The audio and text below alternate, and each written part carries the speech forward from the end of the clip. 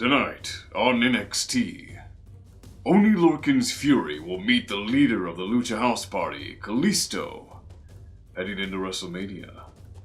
And for the main event, Akira Tozawa and Mike Kanellis will face each other once more. Who wins? Who loses?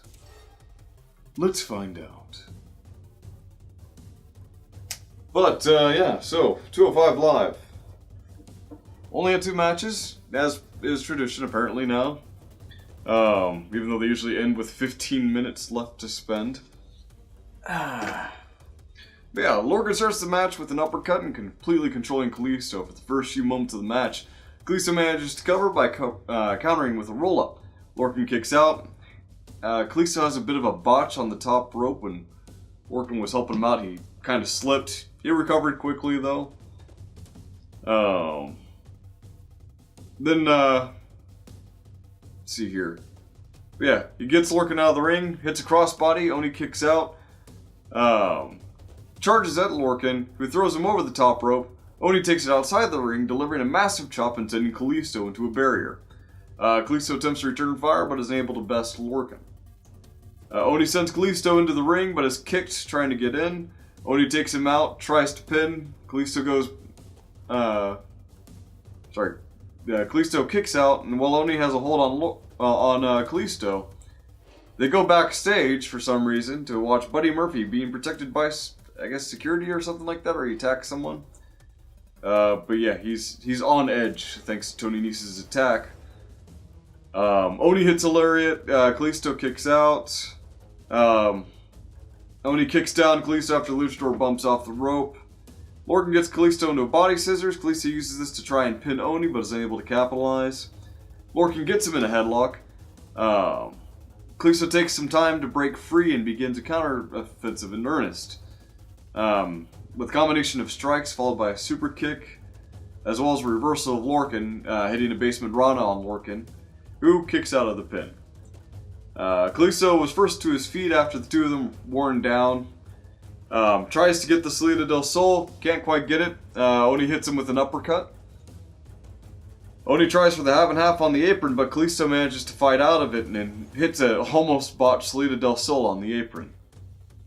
Kalisto gets Lorcan back in the ring, and after a struggle to get up, Oney kicks out. Kalisto goes to get up onto the top turnbuckle, but Oney catches him. So Kalisto was forced to get some separation, but was hit in the back by Oney. Lorcan tries to lock in the half and half suplex from the top turnbuckle, but is knocked down. Kalisto goes for the 450. Lorcan gets his knees up, hits the half and half suplex, and then pins Kalisto for the win. It was a pretty good match. Oney Lorcan always does put on some pretty good matches. At least as long as his opponents are halfway competent and interesting. We'll get to that later for NXT. Then we go backstage. Drake Maverick and Cedric Alexander are talking. Cedric's complaining to Drake as to why he didn't get a match with Oney. Drake explains he wants him in fighting shape, so he wants him to recuperate because he's lost the past 2 matches. Like a good general manager should, making sure that his talent is well rested so that they can make the most money for him. I mean, it's how it works. Then we get an interview with Tony Nese about if he's feeling the pressure, but he gets attacked by Buddy Murphy. The two duke it out before Nese gets the edge on Murphy, and the two face off backstage. They kind of drag it away from the cameras, but the two inevitably drag the fight to the entrance ramp.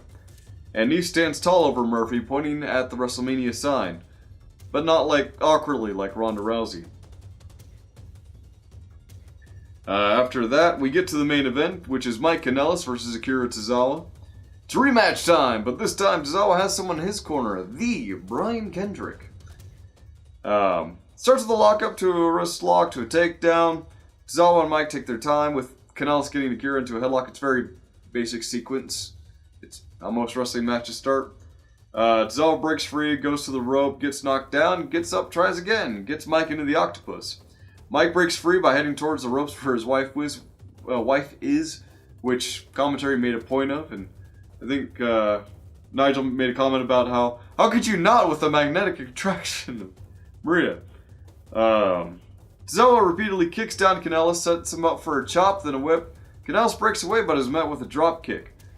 Mike clothesline Akira, stomps him down, works him outside the ring, lands a punch, goes for the pin, Tozawa kicks out, gets Akira into a chin lock.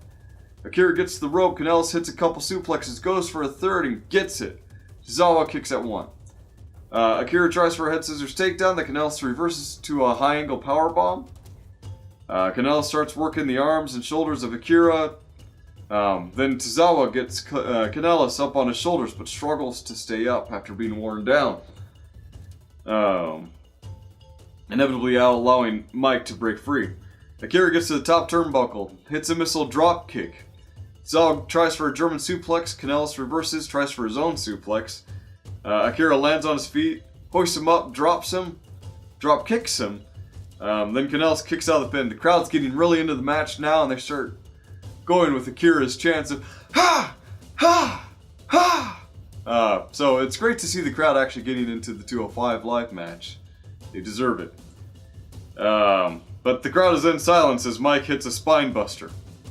Tozawa kicks out. Tozawa tries to break free from Canellis, who has him up on his shoulders. He gets Mike into the Iron Octopus. But after a long struggle, Mike sends both Tozawa and himself over the top rope.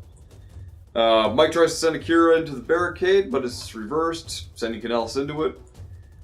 Kendrick tries to get the ref to check on Tozawa, because Tozawa's kind of like shaking his hands, kind of shaking his arm around, see if something's wrong, like nerve damage. So Kendrick, being the worried guy that he is understandably making the ref check on him. But he's met with this big old punch to the face by Mike Canellis. Canellis then gets to the top turnbuckle, but is struck by Tozawa, who goes for the superplex, but Canellis catches him into a fireman's carry. But then Akira reverses that into a head scissors takedown. The two begin striking each other, ending with Akira's feint jab that he does. He goes to charge in to finish, but is kicked. The two begin exchanging kicks to the face until they're both down. Tozawa takes down Mike once more and goes to the top turnbuckle, but is knocked down. Tozawa tries to down him again, but fails the roll-up. Canellis sits down to pin Tozawa, with Maria holding him onto him to add weight. It doesn't look like the ref is going to notice, but the man with the plan has a plan for the man. And he rolls into the ring where the ref can see him to create an interruption, without interfering in the match. He rolls back out, and this allows Akira to roll up Mike Canellis for the win. And yeah, 1, 2, 3, Akira wins against Mike Canellis, in spite of Maria's aid. The show then ends reflecting on the Cruiserweight tournament about Nisa's rise and victory, leading to his match at WrestleMania against Buddy Murphy. Well, I mean, overall this was a good show. It wasn't a fantastic show. Lorcan vs. Kalisto was pretty good. Whew. I'm extremely exhausted. Tozawa and Canellis told a good story. I'm going to go ahead and give this a B-. I wasn't as invested into it, but I gotta say the matches were pretty good. But yeah, that was B-. The poll's up here, I remembered this time. Feel free to vote on it and let me know what you think. And then, yeah, I gotta get ready for the NXT review, so I will be right back after a word from my sponsor, me. Tonight on NXT, can two local talents beat the War Raiders? No? Then how about Cesar Bononi and Adrian Jawood? Oni Lorcan takes on Jaxson Rykderb of the Forgotten Sons.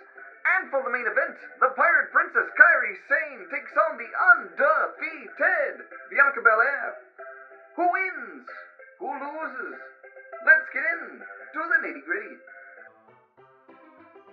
Alright, yeah, we start with the War Raiders against two local... Oh, it's over. Oh, well, alright then. Upset with this lack of challenge, the War Raiders then call for something better, and Cesar Bononi and Agent Oh, no, it's over. Alright then. We then get a video package hyping up Pete Dunne versus Walter. We get an interview with Candice LeRae talking about wanting to be the champion, only to be accosted by Aaliyah and Vanessa Bourne. Candice decides to start her road to winning the Women's Championship by beating up Aaliyah. Then we get Lorcan versus the Forgotten Sons, Jaxson Ryker. Morgan and Riker start off with the usual lockup before Riker overpowers Oni. Blake and Cutler attempt to attack Oni when he's launched out of the ring, but is stopped by Birch. Oni gets hung up on the top turnbuckle and is repeatedly beaten. Unable to counter Riker, Oni takes a massive beating for the next few minutes. But he finally attempts to come back with a sunset flip, and is promptly overpowered by Jaxson. Riker gets Oni into a bear hug. Lorcan manages to get back down on his feet and try and fight out of it. Inevitably laying some forearms to the head of Riker, sending numerous strikes and a couple European uppercuts, but after another charge, he gets smacked down. Jaxson follows up with a chokeslam, pinning Lorcan for the win. The win is met with crowd indifference. Then we get a video package hyping up Adam Cole versus Johnny Gargano's match at TakeOver. Get a video package for Riddle versus Dream after the commercial on their own network. We get a recap of Keith Lee versus Dijakovic, and they're going to be having a match 2 weeks from now. And then we get to the main event, and the main event is Bianca Belair versus Kairi Sane. So, let's get into this one. After getting locked up for a bit, Bianca uses her athleticism to beat Kairi just in terms of evasion and strength. But Kairi quickly lays down a couple of strikes, an interceptor, and a couple of blows followed by an elbow. After throwing Belair into the stairs, she gets a failed pin, gets her into this like pseudo figure 4 Boston Crab looking hold. Don't quite know what it's called. After breaking free, Bianca begins striking at Kairi, has a couple failed pins. Kairi turns it around after Bianca gets cocky and started mocking Sane when she put her foot up on Kairi to pin her and goes, "Ahoy!" just to make fun of her. Kairi gets her into an octopus. Bianca breaks out. Sane goes for the diving crossbody but is caught. Belair tried for a jumping frog splash, but Kairi gets her knees up. Bianca attempts a vertical suplex and is spiked by Kairi. Kairi lays in a few chops. Bianca attempts a kick but is hit with a dragon screw. Kairi hits an axe kick, hits the sliding D. Why is that a thing? I forgot to change my glasses. Did I? No, I didn't. I chose the wrong glasses. Whoopsie. Something was off. Let's see here. You can see how I made that mistake without looking at the lenses. Or the color of the frames. Shut up. But anyway. After hitting her with the sliding D, Sane hits Bianca with a flying kabuki elbow. Bianca kicks out of the pin and attempts to reverse, but is hit with a spinning back elbow. Bianca then manages to return fire with an elbow as Kairi climbs to the top turnbuckle. Suplexes Sane off the turnbuckle. Goes for the pin with a standing moonsault, then tries again. Dan again. And then Bianca deadlifts her. Looks like she's going to go for a power bomb. But Kairi breaks free. Kairi then gets hit with a double chicken wing slam. And before the match could continue, what else would happen but Shayna Baszler and the Job Squad coming out to attack. Io Shirai runs out to help. Promptly followed up by the entire NXT women's roster. After the kerfuffle all moves outside the ring except for a couple people, Bianca Belair picks up Lacey Evans, throws her into the crowd because of reasons, and then Io is knocked out by Io Shirai. The show ends with Io standing in the middle of the ring with the championship held high, trying to put in the idea that Io is going to win this. I think it's going to end up going to Bianca. But yeah, that was NXT, and for a go-home show, it wasn't bad. It focused on what needed to be focused on, and the matches were pretty good, aside from the Lorcan and Riker match. Lorcan-Riker match, kind of boring. It was a one-sided affair. Jaxson Riker does make for an intimidating guy, and the fact that the Forgotten Sons don't use him more often seems a little weird. But yeah, that was NXT. I'm going to give that one a B+. And the poll is up here, and be super if you would vote on the poll as well. Let me know what you think. Leave a comment down below, hit like and dislike, and subscribe. And yeah, this has been Real Honesty without John Ritland. I am not John Ritland. I am the Derbinator. And you have a great night.